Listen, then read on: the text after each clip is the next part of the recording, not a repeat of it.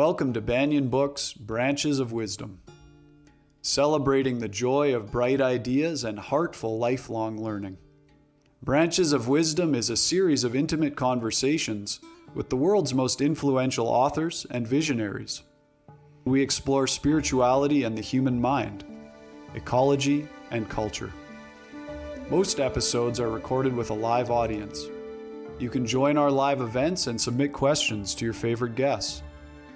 Check out our upcoming schedule at banyen.com.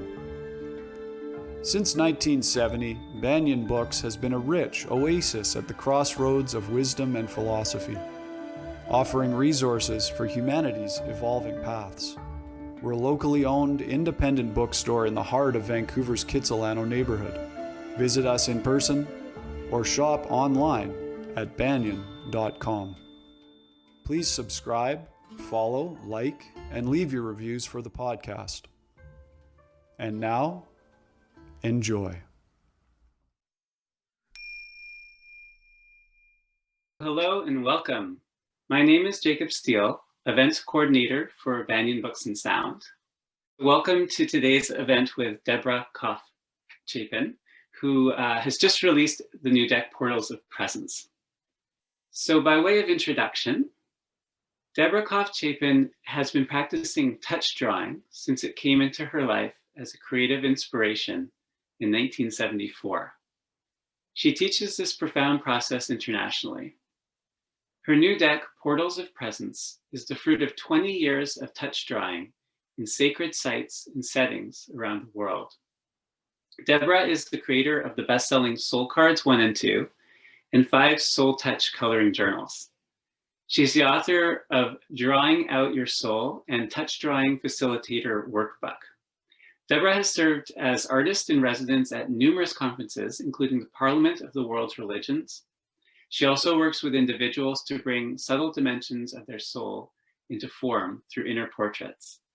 Deborah holds sacred song baths with her voice, alchemy crystal, and antique Himalayan bowls. And tonight we're going to be hearing some pretty beautiful sounds. Jean Houston said of Deborah's work that it's a dance of her whole being on paper, subtle, mythic, poetic, archetypal. She is an artist of high being. So it's an honor to welcome you, Deborah. I turn it over to you. It's wonderful to be here. It's wonderful to not see but feel all of you here gathered. I think there are some people I know. I think a friend from Japan who has been very connected with this deck is able to tune in because of the schedule. And this is my first actual presentation where I share the stories of how this deck came into being. I have talked about it in some interviews and things like that, but I'm sort of exposing the inner story tonight, and it's the first time I'm doing that. So it's something I've been dreaming of sharing for a long time, and I think I kind of managed to pull it together. So I'm going to start with a little bit about touch drawing so you know how the images were created. And we did say that this would be a touch drawing demonstration. And so you saw me kind of busily doing something with while muted when he was introducing me.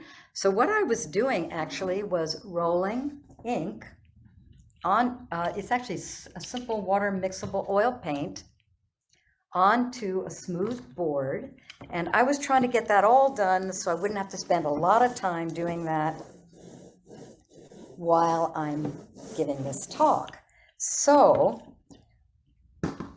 we will just begin without a lot of words, and you should be able to pretty much see what I'm doing here. I will try and adjust the drawing to fit the space that shows. Okay, so this is a smooth surface of paint. I have slide talks where I really share the story of touch drawing, but that's not what I'm doing tonight. I'm going to have a different focus, but it's important that you do have a sense of how all the images in the portals of presence came into being. So now, everywhere I touch on this paper, I'm going to move this back so you can see even a little more. All right, so everywhere that I touch,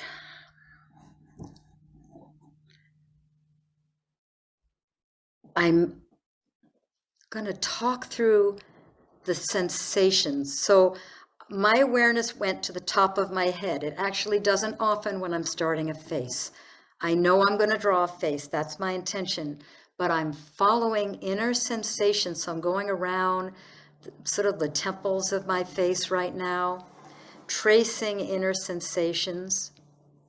And you can see my eyebrows. And then I'm coming to my eyes. It also is like gazing into an inner mirror, especially when I use this paper. The drawings that you will see that the deck is done in is a heavier paper, but I use this for teaching and also for demonstrating because you can see the image as it's happening. With my paper, I can sort of see a little bit, but not as well. So so as I touch with fingernails, I get lines. And then now I'm feeling my face sort of in the cheek area. What are the subtle sensations? And this is where it becomes sort of an energy transmission, or a meeting of energy fields when I'm drawing the faces from this sort of a transpersonal space. We jumped right in here. So, and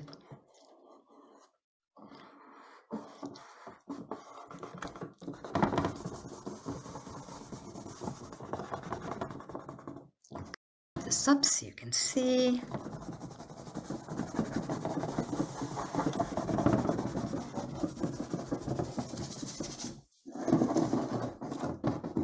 All right, good enough for now. Take a sheet of paper. So watch as, just going to pick this up so you can see it a little bit better. When I teach, I focus more on the very simple beginnings of touch drawing with my first demonstration. But this is about the faces, so I really wanted to draw a face for you. So the deck, Portals of Presence, is 72 faces, created over 20 years, and I will share some of those journeys tonight. And everyone is unique. This is unique, and every face ever has been unique when it's really done in the present and in an attunement to the field of the moment, the place, the being, and the presence that of where I am. So I guess I'm going to run through all of this, and we'll have a time for conversation at the end. I'm used to taking questions at this point, but that's how I do touch drawing. And now I'm going to share the story of the deck. And let's see, go to share screen. It'll take me just a sec to get the screen, get this up and get it running. All right. There we are. Portals of Presence. So as I told you, I have been creating these faces as a form of meditation, a form of focus, in a sense like my mandala, the mandala of touch drawing, since I began touch drawing in 1974.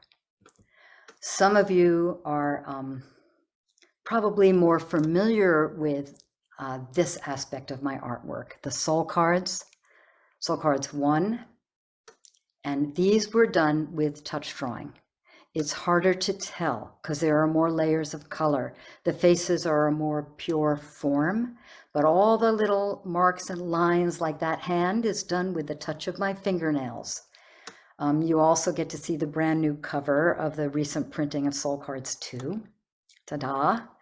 Decided to just change that. And so here are a few of the SoulCards. And it can be hard to transfer that awareness of that touch drawing process into the SoulCards because they were created with layers and layers of color, layers of touch drawing. I would sometimes move the board from one layer to another. I would have different boards with different colors. And so, you know, to share how these were done, I'd have to share exactly how I did each one. They're all a little different, but the forming of the image, this figure was actually done in touch drawing, rubbed very slowly and moved onto a red board and a sort of a mustard colored board and a blue board. So it was very slow. All this phase of doing this type of touch drawing, I would work for hours just rubbing and rubbing and doing a lot of layers. So you can hardly tell that it's touch drawing, but it's all done through the rubbing of my fingertips on the paper with some additional layers of the more fluid color. And some of these are from SoulCards 1, some are from SoulCards 2. So, ta-da. This is a more pure touch drawing. You can see here how I could add other layers of color. I could rub more slowly, but you can see, I would think, and this is a touch drawing of what it feels like to do a touch drawing with my hands and the energy flowing out, and in this field where I'm feeling connected and the movement of my fingers is coming out of that connection. Sort of a self-portrait. So now we're going back into the story of faces, and just a few slides. Some of these have been in my story about touch drawing and some are brand new to share. The most powerful first art experience was of drawing a face. And this was a little Eskimo boy teaching myself to draw at 14 years old. It was in a magazine. I won't go into the details. The powerful thing about this was when I drew it, and it was very large sheet of paper, it was on the floor, all of a sudden I felt like it was looking back at me. It's like there was a real presence. That's what I felt. It wasn't a picture. It was presence was being conveyed in this face. So that's been a core starting point for me in my reason for creating art, for having this motivation. I would do these kind of doodly drawings in high school. Here's another one, never showed this one before, because it's like, wow, here's a face. You saw the face I just drew, and it's like, it's kind of out there and I'm sort of feeling it and it's coming into me. I did that in high school.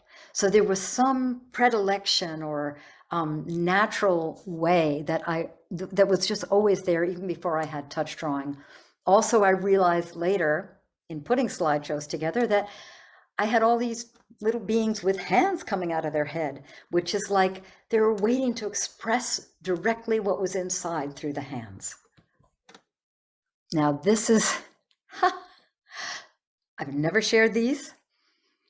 My sister had a few old 8mm films. She asked me to get them digitized. We didn't know what they were.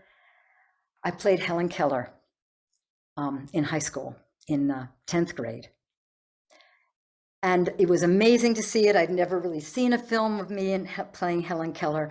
And then after a little time, I realized, oh God, it's also connected to drawing the faces.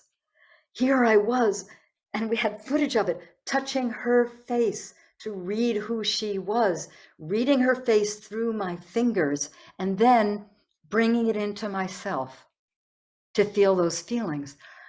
This was just a couple of months ago. I had never associated. I knew I got something very deep from this miracle worker experience playing Helen Keller, but just getting this film looking at it, taking some screenshots, I realized that's what I'm doing. I'm feeling these faces with my hands and sort of bringing them inside. And so you see how, as Helen Keller, I'm feeling her moods and her expressions, and I'm mimic them. I'm taking them inside of me, which is what I do when I'm drawing these faces, when I'm attuning to something other than my personal self. So, and here's one more face, this meditative, contemplative connection with nature. Again, I had that in high school as well. I took it's just a masonite board out into the woods with acrylic paints. I lay down and fell asleep in the green life and just woke up and felt this very simple, nothing profound sense of being immersed in this green field of life. And I painted that feeling. Then I went to New York City. That's all I'm going to share about New York City. And at the end of the 4 years, if you can see in the upper right-hand corner, first of all, you see a couple little fingers that I drew. It took me a while to even realize that. What's wrong with drawing faces? So after those years of abstraction, 4 years of abstraction, I gave myself permission to go back to that which had been so natural to me. And I drew these really embarrassing, stupid little doodles, and they felt like doing dirty drawings, and I put it away, but I didn't throw it away, and I found it somehow or other so I could share it. So that was somewhere in the last couple of months of school, art school in New York City, 4 years. On my last day of my last year in school, I was helping someone in the print shop. Again, I have much more detailed stories of touch drawing. This is going to focus on the face. I decided to play. This is a more current picture, but there was a paper towel over ink, and instead of wiping, I moved my fingertips on back of the paper towel. I felt this primal connection to the hands on the cave wall when I saw that my hands had created this natural marks on the paper. I felt this connection to the cave wall in that moment and a connection to the future. So I did lots of these. They were like plant forms and life, and my energy field just kind of cracked open. It was like unplugging my fingertips, kind of unplugged my top, and I was laughing hysterically. Here's the point of this talk. After lots of these little organic, abstract, plant-like things, I started drawing faces. So that goes right back to what's wrong with drawing a face. These little, totally embarrassing 4 years of art school faces. These were done on paper towels, and I knew that it was profound, even though they were just like embarrassing nothing. There was something profound about being able to be so childlike and pure. So touch drawing became my lifeline, and I had a very vulnerable kind of couple of months in New York City where I was opening up in a lot of ways, and I could ground these raw energies in drawing faces and see how they're becoming more energetic. First, they're little child scrawls. Now there's an energy inside of me that is moving out. This was a very intense night where I really needed to move through and be with an intensity. I won't even go, those stories are in my other slide talks. But you can see how it becomes more energetic than just childlike scribbles. So I kept doing it and doing it and doing it. They were not necessarily very interesting. Maybe this is a year or two into doing touch drawing. I was starting to sometimes something else would come in. A being, a presence that felt like transpersonal, larger than me. So here's just one of those from the very early days of touch drawing. And so I have brought my drawing materials out into nature. I continued the practice as a personal practice from 1974 to now. And, you know, after a lot of personal kind of raw expression, it really moved to a place where it was more about a transpersonal level. And so taking my materials, this was hiking on Lake 22 hike, sitting by the waterfalls. This was not so long ago, hiking on Mount Rainier and plopping down in this very raw area. This was under an ancient yew tree in Scotland. And this is when I'm drawing inside Rosslyn Chapel in the crypt. And this is another time. I was in Rosslyn Chapel a few times. This is where I'm sitting at the back, and I will share a teeny little video clip. Also, so that was going to sacred sites, immersing myself in nature. In creating this deck of faces, I have harvested the faces from all of those settings and more. I've gone back. What did I draw in Rosslyn Chapel? What did I draw under ancient yew trees? And here is when I was touch drawing for the Dalai Lama and Desmond Tutu. This is another conference. You can sort of see me. I'm a little hidden by the image here. I'm on the right. This is a conference at Findhorn where you can really see my point of view as I'm pulling a drawing off. I have selected drawings in this deck from Findhorn, from drawing during the Dalai Lama, from all these different settings. And now we're going to go into a few specifics with the beings, with select beings.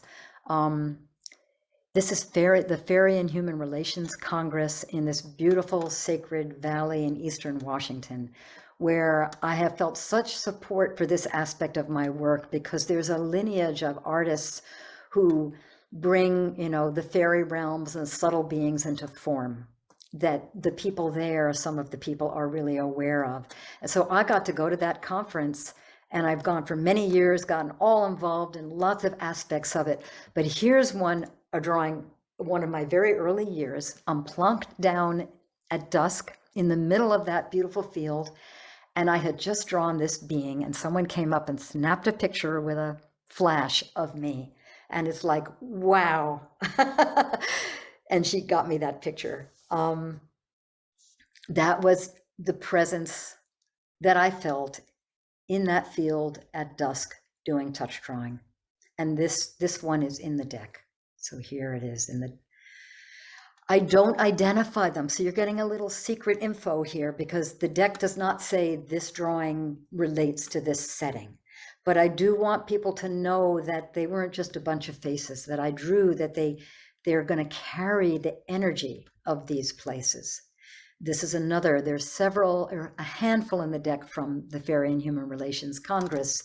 I'm showing this one too, because what we did one year was make giant, here it is, right behind me. It's really big. We made these beautiful silk banners and used them in the ritual, and we hang them every year during this event. And here, you'll hear this. My husband is the one on the right, and he's a whirling dervish. So just take in the field of this. I did touch drawing so many of their Sema events, trying to capture the essence of that whirling. And so most of the drawings I did in those settings were the dervishes, to try and find the simplest expression. It felt impossible, but many, many, many years and many sets of touch drawings. I have a whole collection I've done in that setting, but occasionally there would be faces. I'm pulling one off, faces of dervishes. And one of those made it into the deck. So there are lineages. So I'm hoping the streams of these wisdom lineages can also come through the deck. This is Sister Lucy. I put this image in the last seconds before the slideshow, who's, I would say, the equivalent of Mother Teresa, but way more like down to earth or homey or something wonderful, no comparisons. in India. I've had the gift of having a number of wonderful times with her and drawing a number of times while she was doing presentations. And here was a small retreat. And these are touch drawings that I did while she was speaking. And one of the wonderful young men who grew up in her homes, Mangesh, who's now gone on to start homes for people in need, is holding happened to have a photograph of a drawing he's holding, and this made it into the deck as well. And you can see a lot of the subtlety inside this image. And here's Roslyn Chapel. I mentioned that when I was running through a few stills in there. It's a very mythic chapel in Scotland, and for some reason I have returned there several times and done retreats there, and I've gotten to draw. No one ever seems to care. I've also drawn in Chartres Cathedral. I don't have pictures of that, but there are 3 drawings in the deck created in Chartres Cathedral. And but this is the magic inside this chapel. This touch drawing was done the first time, and this is in the deck I ever visited when I was sitting probably just about in that spot in the chapel. And you get to see a little bit of what it's like to sit in the crypt. I'm holding the camera and rolling. I just was back up there on the cold floor doing touch drawing. And here's another one that I created in the crypt at Roslyn Chapel that's in the deck. I'm going to surprise myself. Ah, yes. This one didn't make in the deck, got edited out, but I still wanted to share it because, you know, I'm just starting to play a little bit with a video. So I had just completed this drawing. I'm under that yew tree next to Roslyn Chapel. They're very ancient. And then I photographed the drawing on the tree. And then I did a trip with my husband, let me just go back here, to these, an area where the yew trees in Wales, they're in churchyards, but the churches were built in the center of the circles of ancient trees. There's a lot of research going around these yew trees, but they may be multiple thousands of years old. So of course I bring my drawing things with me. And if you see on the left side, also my crystal bowls, and I also played some music under the yew tree. And that's what I'm seeing, the point of view from the drawing board. This is another one of the yew trees that we visited, or another angle. And this is one from among many. And this is the one that represents the yew trees that made it into the deck. I had to be really selective because there were so many. This is a retreat on the Isle of Iona. I don't know how many of you, maybe some people have visited. This was, I had 10 days, glorious, on Iona in a little room. And there's my little room, and look at that face down there. Again, I didn't take many photos and I didn't take any videos of doing it, but this happened to make it into the deck as well. This feels like one of those ancient Celtic spirits, or the early Christian spirits. That's a long, deep, deep history there of the Celtic Christianity, which is very different lineage. And these 3, and this is a little chapel that I also did music in with my bowls, dragged them everywhere. And another one done at that little table in that little room.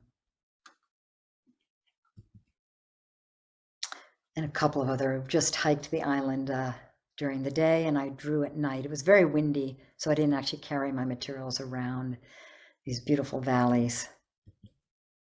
And then I was blessed to have a trip to Guatemala. And the thing that I went to happened, and then I was invited to join Tata Pedro Cruz and his friend Sunni, and they invited me to join them when they traveled to some of the temples and where he was doing ceremony, just the three of us. I wasn't even sure if I should show this, but you know, that's what's special about this deck and these sharings. So I got to immerse in touch drawing during their fire ceremonies. This was in Tikal. And you can, behind me, that hillside is a temple. There's so many they have not even uncovered. But there's one you can see a little better. And then we went further north. That's a touch drawing I did there. I did very subtle touch-ups on some of these drawings for the deck. And here, as we went further north, I can't even pronounce the name of this. It's written in my guidebook. And this one was done in that northern, sort of wilder, farther out at the edge place. Haha, so there I am. That's the kind of bag that I carry with me when I travel. It's got a drawing board, it's got a cardboard folder, piles of paper. In my backpack is a roller and paint. That's Mount Baker.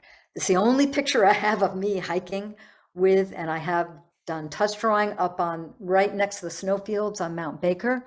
But one thing I have an actual video of is, we're going to do it here.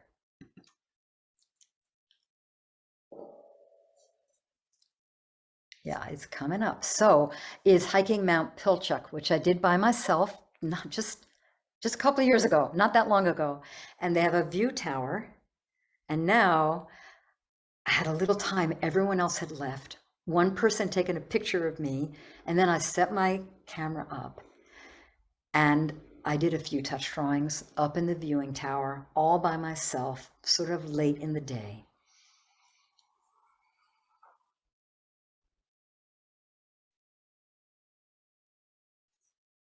So it took maybe a few minutes. Obviously I edited this. You don't want to watch the whole drawing being done, but you can get a feel for where I am. And I'm pulling the drawing off. Ta-da!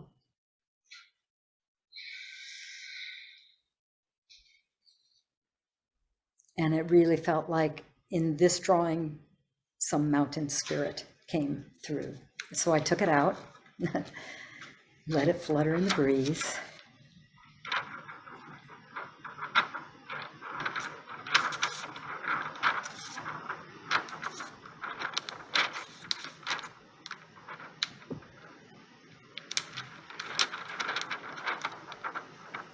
And you can see the 360-degree view of all the great mountains are visible.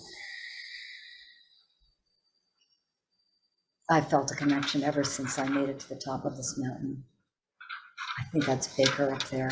And here, this is in the deck. So you're getting the secrets of the deck.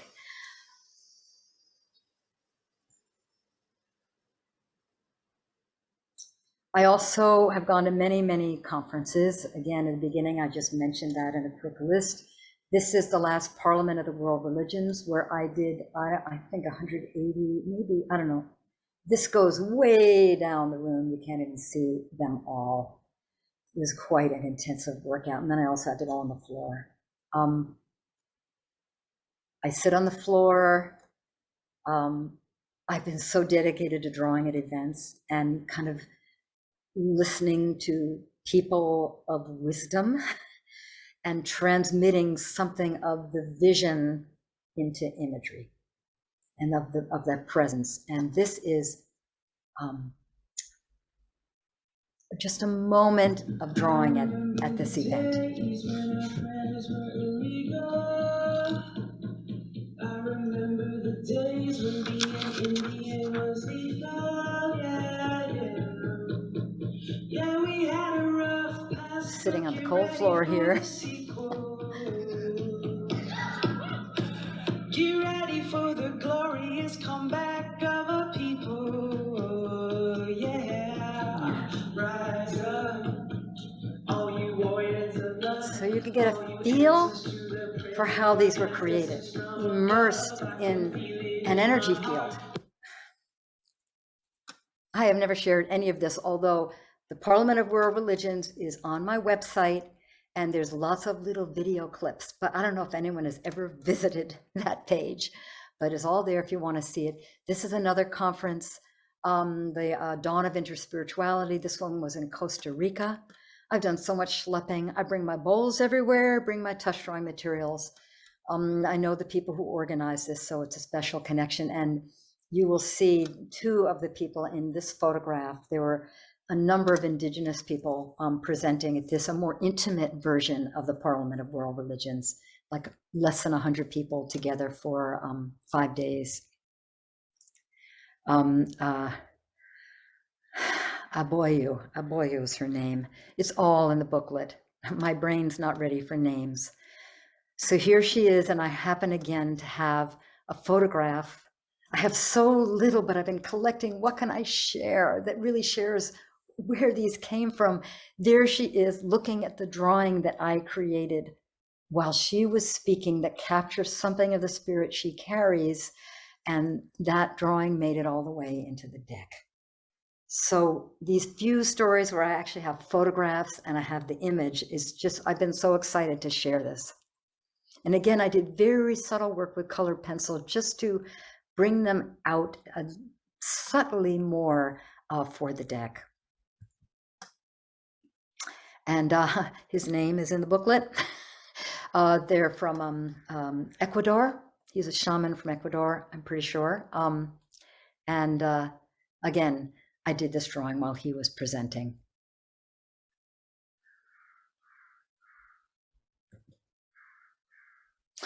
So the history, the work, the thousands and thousands and thousands of touch drawings, among them faces, going to also standing stones, the Kalanesh in the Outer Hebrides.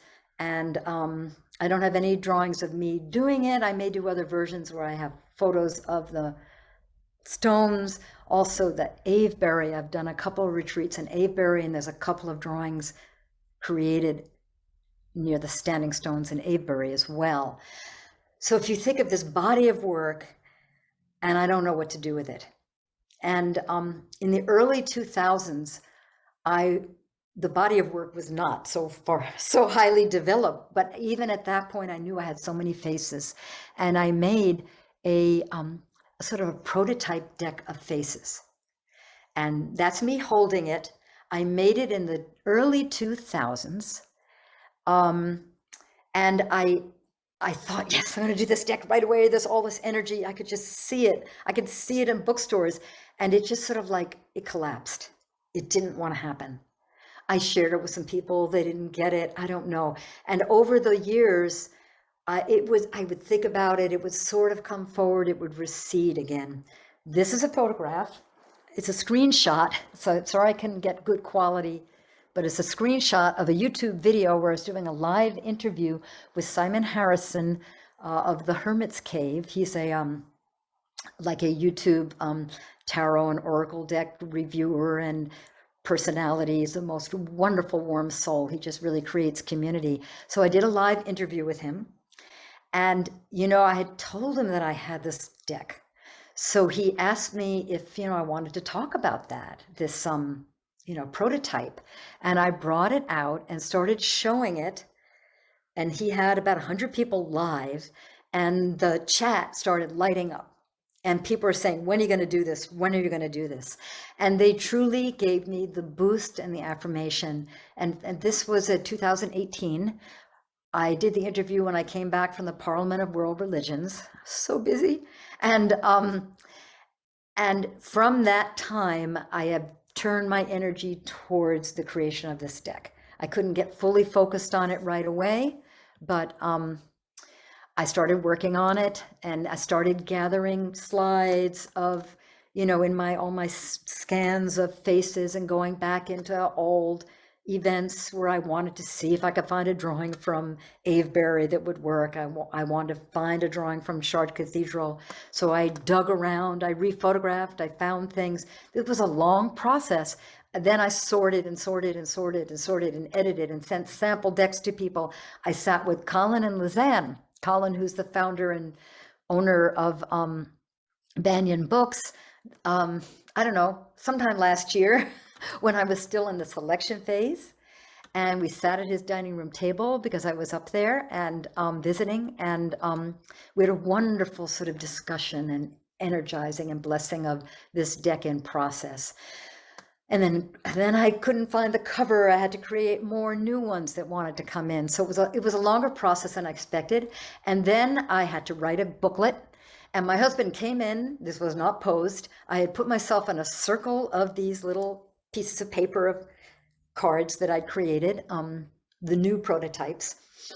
I wanted to be supported by them and started to write the guidebook. So, you know, these are all the steps of creating something. And I think we are at the point where I'm going to change. So let's just take a breather.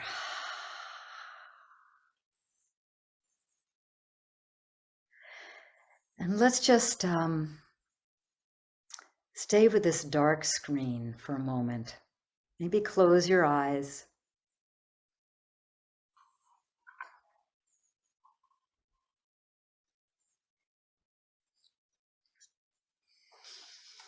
That was a lot of story, a lot of input. How is it sitting with you?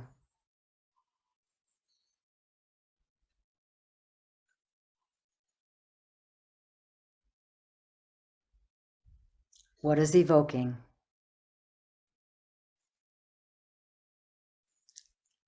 I'm going to go into a time of sharing all the images in the deck. I'm going to move over to my crystal bowls and move to a different mic.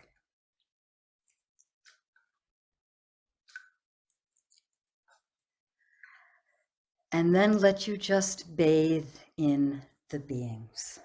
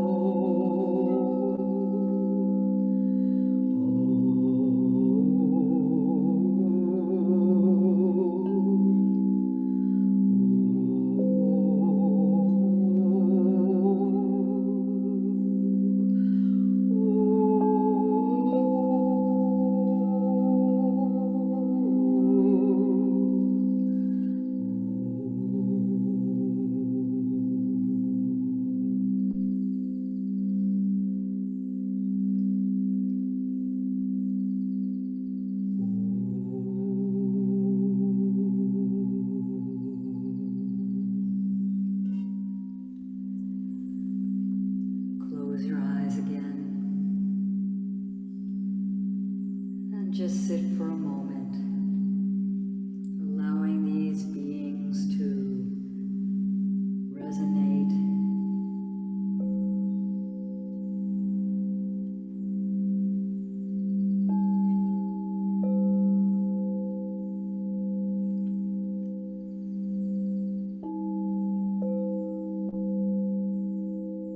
We're each unique in how we experience.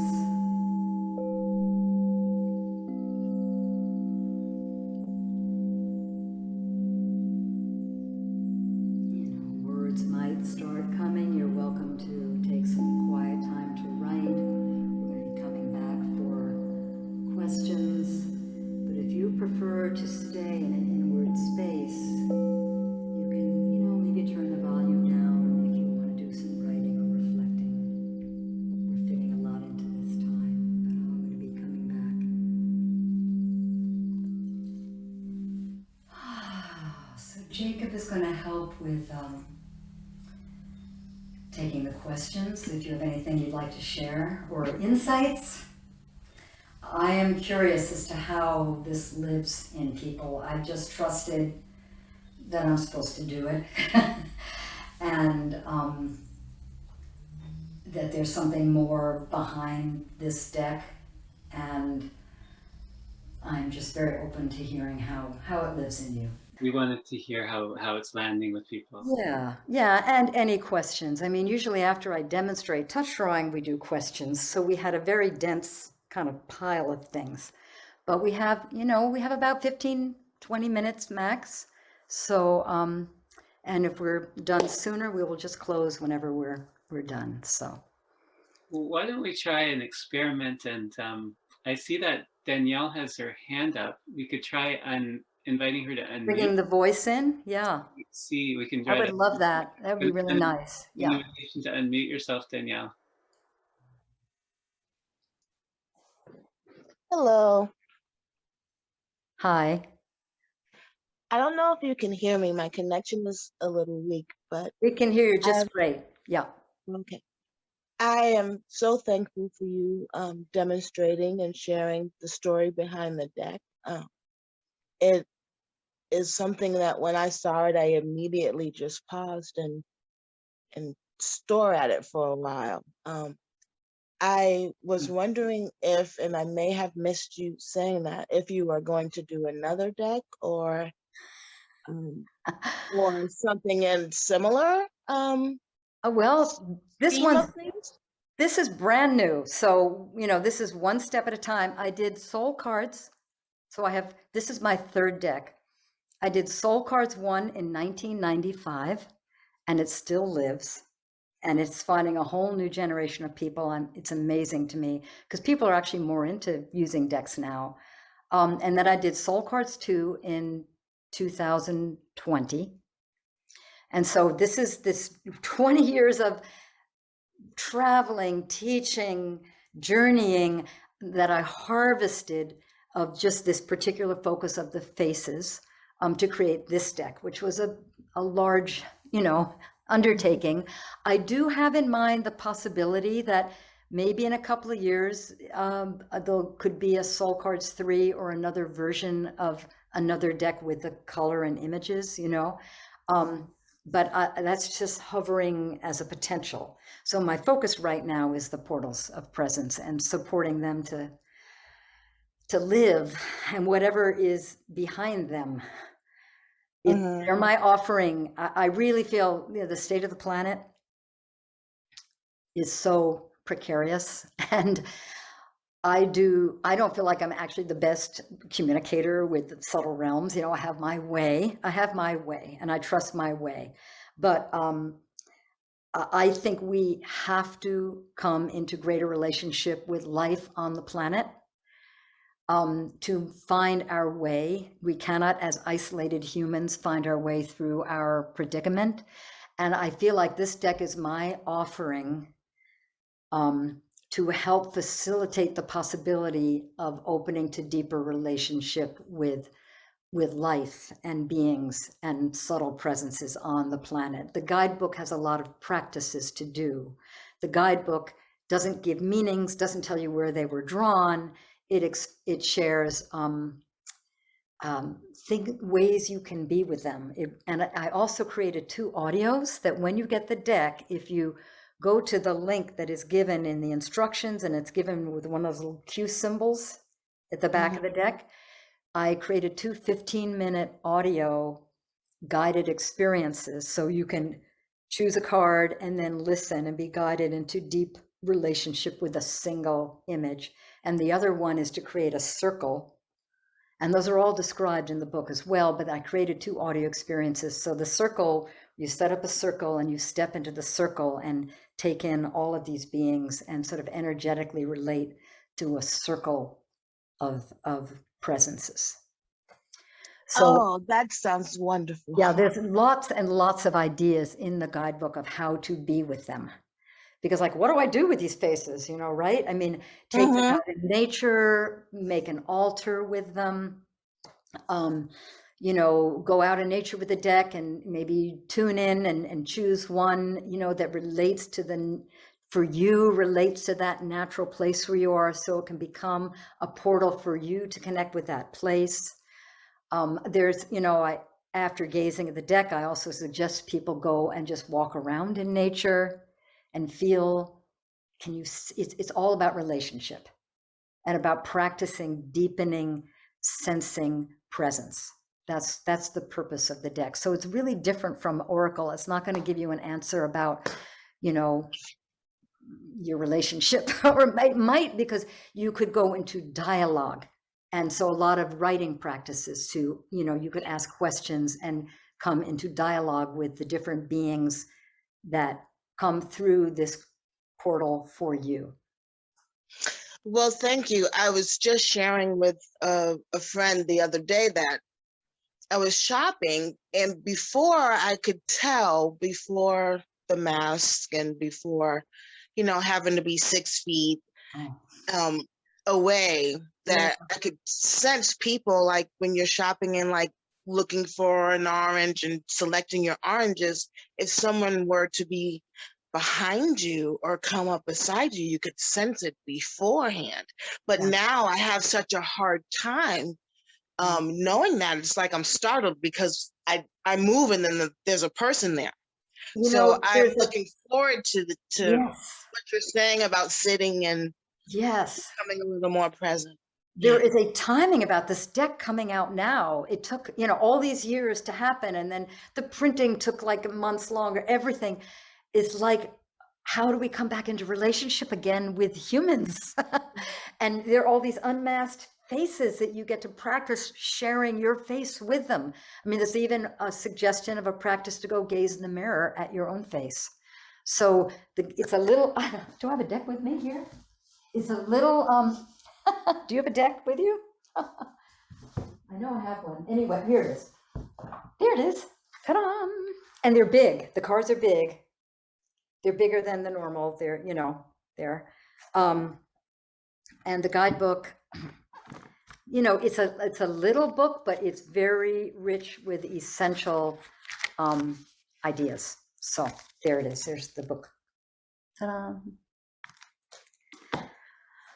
Well, again, thank you so much. Thank you, Danielle. Are there more questions? Yeah, there's a bunch of questions. So maybe we should move along. There's a question from Leslie. Do these subtle beings ever give you names or titles? Thank you so much. I am just not a verbally connected person. When I teach this process, I encourage people to title. No, I don't have names for anything. So what I connect with is the shapes. I feel shape and a subtle kinesthetic sense. And so I'm tracing, you saw that touch drawing I did in the beginning where I'm tracing what shapes that I sense. It's not like I see a being. I don't even see, you know, I feel actually, I have all these years described touch drawing sometimes as like I'm blind. And touch drawing is my braille, is my way of seeing, you know, more deeply. I wasn't thinking about the Helen Keller photographs, you know, that Helen Keller when I said that. So that all sort of comes together now that I have those images of, you know, they're my way, my fingertips are my way of feeling and sensing and seeing and hearing. Yeah. There was a number of questions about the materials, and I guess also implied in that they want to know what materials you use, what kind of paper, what kinds of, but also if that's required for doing the work. Well, you need certain, so touchdrawing.com, very simple. The word touch, the word drawing.com has all kinds of information about the process. I give online workshops now, which are amazing. You can do touch drawing in your own home with a very detailed, I send a very detailed description of the materials you could use. There's a lot of variation. The essence is you need a smooth, non-absorbent board. And there's lots of things that are like that. Smooth, non-absorbent board. Ta-da. Oil paint is best. Acrylic paint dries fast. This is water mixable. It doesn't need to be, but this just cleans so easily. So you could do it with one tube of oil paint. You can mix colors and do that too, but it can be that simple.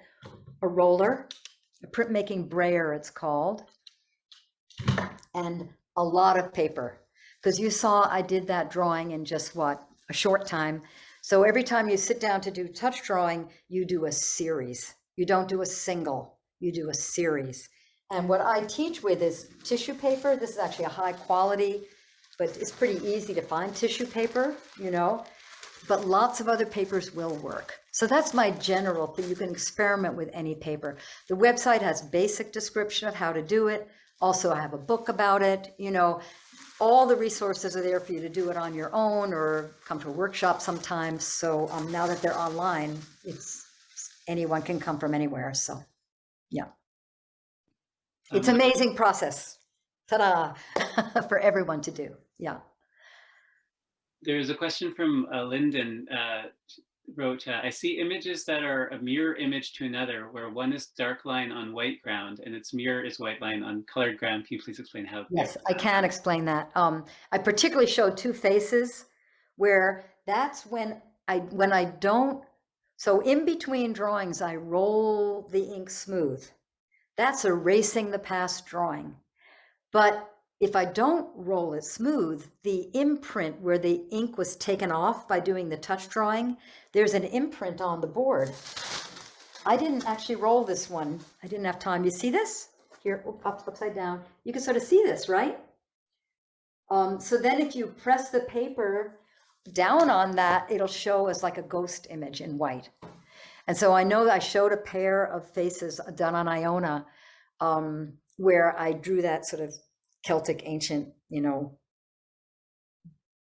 being. And then I rubbed and his eyes came through in white. That's how I did it. And I consciously chose to not roll it and to rub those sections to bring that through. So there's lots of elaborations and complexities you can get into with the process. Yeah. Serene asked, on top of Mount Baker, you drew a being. Will that be in the deck? That's in the deck. I told my husband, who was like always helping me to choose and take ones out, I'm not taking that one out. I've got a video of it. But it had the strength to stay in the deck. And I tell you, I'm looking straight out. I could practically see Mount Baker. I'm developing, since I went to the top, really much stronger. I've hiked on trails on the mountain, but I hadn't gone to the top before it. So yes, that's present stays with me. Yeah. There's a question, do you have a particular deity or spirit that you particularly resonate with, as maybe a guardian angel or something? I don't. And I add a very interesting, at the closest thing I would say to, for now, my teacher and friend is David Spangler. I don't know if you know David Spangler's work. I highly recommend it. He said to me not that long ago, because I said, I can't kind of feel my little team. And he said, well, the way that you are, it just might be that you just need to be available to whoever wants to come through. And you might have like a really different approach. So that was an interesting insight from him. I'm sure, I know I have something in my life that guides my life, right? But it hasn't particularized as an individual being with a name. But I do feel, like I'm part of something. Yeah. There was a comment about how your work is kind of like a form of pilgrimage, a form of prayer, a form of meditation, as through the expression of art and sound. Yeah, it is. Yeah, and the sound. I mean, since I've been having had the crystal bowls, I've been traveling with them. I use them in my workshops. And, I've played under several old yew trees, and I sang in Chartres Cathedral. I didn't have any bowls with me, but actually I had all kinds of adventures in Chartres Cathedral in that crypt singing. So the music and the images all sort of weave together. And the other thing that I am now offering is once a week, and you'll find it right on my website, is live song bath for an hour and no cost. You just sign up to get the notice and the link. Because I need to do that. That music field for me is kind of like my deepest space of connection and prayer. And so I'm doing that once a week now online, which is why I've gotten this whole miking thing figured out. Hope I'm getting there. Yeah.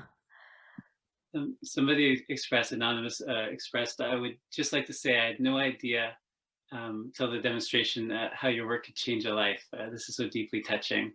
You brought me home. Oh, thank you so much. Yeah. And I have to double that seeing the images moving and with the music, I really felt like these the presences, these faces, immortal kind of faces coming through. Well, I'm just trusting that life wants to contribute to human consciousness, and this is one portal for people to develop more relationship with life, whatever wants to come through these faces. Because we as humans know how to read faces. So I feel like it's a language that we can relate to, the language of the human face. So in a way, it's like translating. I had a time once at the Fairy and Human Relations Congress where particularly felt, because they say there's all like billions of beings who come to that. I don't see them, right? I just sit and draw. But there was one time when I was sitting in the field and drawing, and it kind of felt like I was the face painter at a festival of subtle beings. It's like I was giving them human faces, like they were lining up to get a human face. So I'm translating a presence into a human face. That's, yeah, that's my sense. And now I really understand what you mean, the portals of presence, what that means. Yeah, that's it. And the title came at Fairy Congress. It came when I had my little sample deck and I wanted to sit with some younger people and, and just see what they thought. And I sat with a few younger people because it's very intergenerational. I love that. And I was trying to describe what I was doing with this deck. I had those little sample cards that I'd made. And I just said, well, they're sort of portals of presence. And then I stopped, I heard myself and went like, ooh, portals of presence. That could be a good title. And it just stuck. Sometimes titles are so hard. The cover was hard, but the title was easy. Yeah. What made the cover hard? Finding the right one that wanted to face the world and trying. It had to work graphically to fit words on it. So there was technical things in terms of the space and how it fit in this shape. But also it had to have a presence that was not threatening, that wasn't too weird, that wanted to meet people, that wanted to face the world, and I did a whole round of drawing last spring and sort of May, June, intensive drawing of faces. I'm in a weekly touch drawing group, and every time when we met, I'm just there as a participant. It's wonderful. And I just said, I'm just going to draw faces and then I did everyday faces. And then my husband just saw it and he said, well, this one, let me go back and I'm going to play with it. So he recognized it, which he's like that. So yeah, I mean, it's feeling right. I'm not sure what to say, but it felt right.